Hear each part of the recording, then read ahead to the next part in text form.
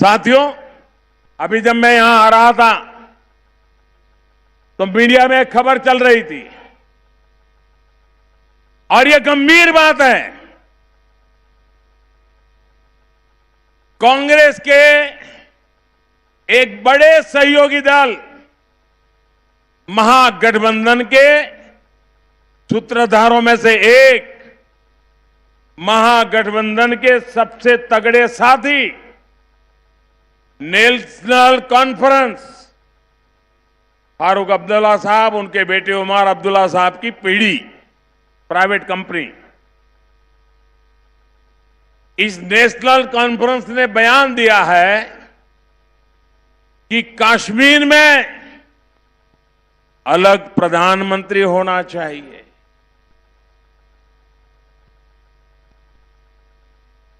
आप मुझे बताइए, कांग्रेस के साथी पार्टी की ये मांग आपको मंजूर है? हिंदुस्तान में किसी को भी मंजूर है? वो कहते हैं हम घड़ी की सुई पीछे ले जाएंगे और 1953 के पहले की स्थिति पैदा करेंगे और हिंदुस्तान में 2 प्रधानमंत्री होंगे, कश्मीर का प्रधानमंत्री अलग होगा। मैं जरा जानना चाहता हूं, जवाब कांग्रेस को देना पड़ेगा। महागठबंधन के सभी पार्टनरों को जवाब देना पड़ेगा। इस चुनाव में उनको जवाब देना पड़ेगा। क्या कारण है कि उनका साथी दल इस प्रकार की बात बोलने की हिम्मत कर रहा है? कुछ दिन पहले उनके एक पार्लियामेंट के उम्मीदवार ने ऐसी बदतमीजी की थी, भारत को गाली देने की खुली घोषणा की थी, लेकिन कांग्रेस पार्टी और नेशनल कॉन्फ्रेंस इस विषय में चुप बैठे हैं और दिल्ली में मीडिया भी एक दिन के बाद विषय को भूल गया। आज उन्होंने दूसरी हरकत की है। उन्होंने कहा है कश्मीर का अलग प्रधानमंत्री होगा। मैं इन महागठबंधन के सभी साथियों को पूछना चाहता हूं, बंगाल की दीदी, बहुत चिल्लाती हैं आप,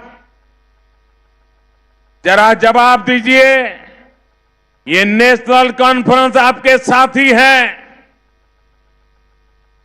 क्या ये नेशनल कॉन्फ्रेंस की दूसरे प्रधानमंत्री की मांग, इससे आप सहमत है कि नहीं है?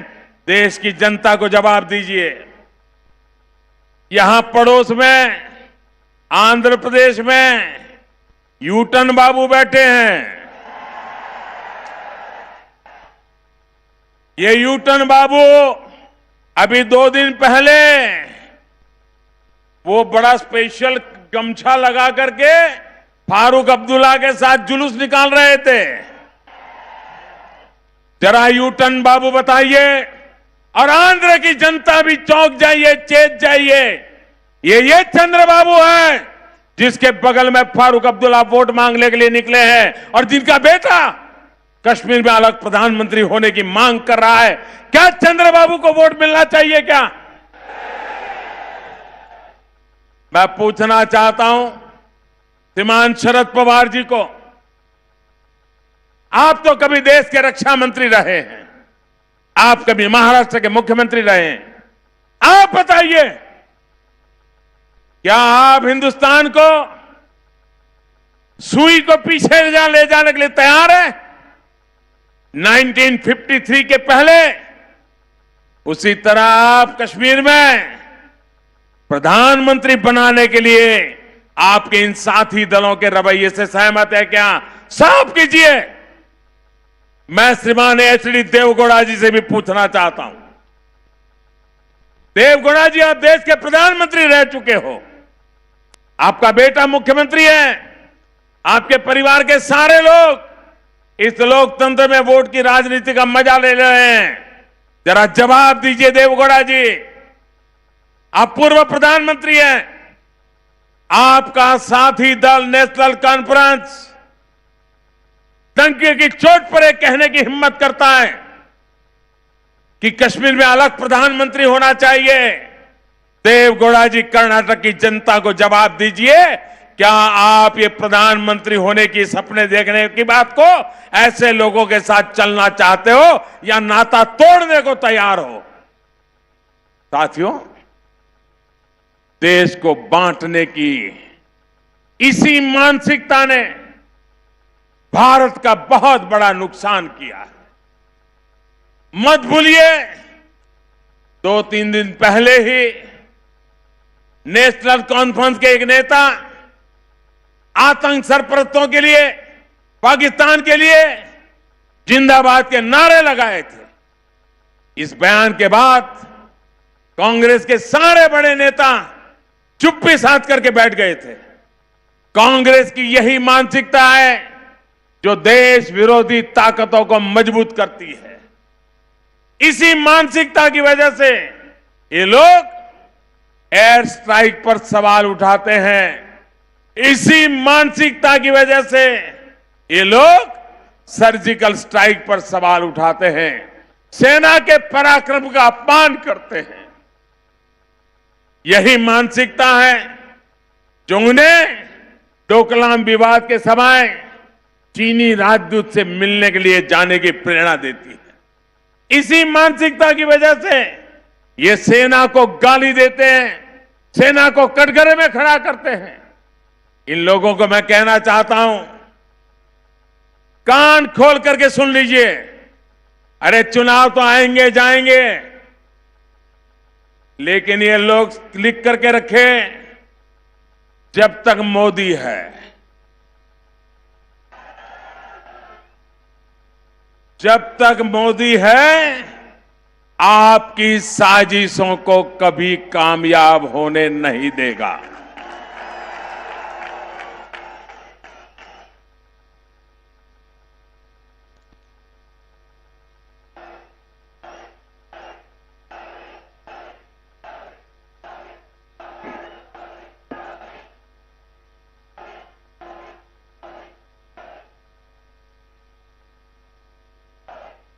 मोदी देश के दुश्मनों और देश के लोगों के बीच दीवार बनकर के खड़ा रहेगा, ये लिख करके रखिए। और ये जरा नेशनल कॉन्फ्रेंस वाले भी समझ लें, ये पीडीपी वाले भी समझ लें। भाइयों बहनों, ये कश्मीर में ये 2-4 परिवारों की दुकानें हैं। वो पिछले 40 साल से दिल्ली को मूर्ख बनाते रहे हैं और दिल्ली भी उनकी बातों में आ जाता है। इनका धरती पर कुछ नहीं बचा है। आपको पता होगा, वहां गवर्नर रूल लगने के बाद नेशनल कॉन्फ्रेंस का विरोध था, पीडीपी का विरोध था। ये दोनों कद्दावर परिवार भारत सरकार के खिलाफ खड़े हो गए थे और उन्होंने ऐलान कर दिया था, और कांग्रेस भी मिल गई थी। इन्होंने ऐलान कर दिया था कि पंचायतों के चुनाव नहीं होने देंगे, बहिष्कार करेंगे। और ये सोचते थे कि कश्मीर की जनता उनकी बात मान लेगी। मेरे देशवासियों, अच्छी होगी कि अब्दुल्ला परिवार, मुफ्ती परिवार, कांग्रेस के लोग ऊपर से नीचे टपक पड़ते रहे, कूदते रहे, चिल्लाते रहे। पंचायत के चुनाव हुए, 70-75% वोटिंग हुआ और 30,000 से ज्यादा लोग चुन करके आज वहां पंचायतों में कारोबार चला रहे हैं। उन्होंने इनका बहिष्कार कर दिया। जो चुनाव का बहिष्कार करने के लिए निकले थे, उनका बहिष्कार कश्मीर की जनता ने कर दिया था। जिनका धरती पर कुछ नहीं बचा है, वो कांग्रेस के लोगों के कुर्ते पकड़ पकड़ करके देश को धमका रहे हैं। अब जमाना चला गया, कांग्रेस नहीं है, मोदी है।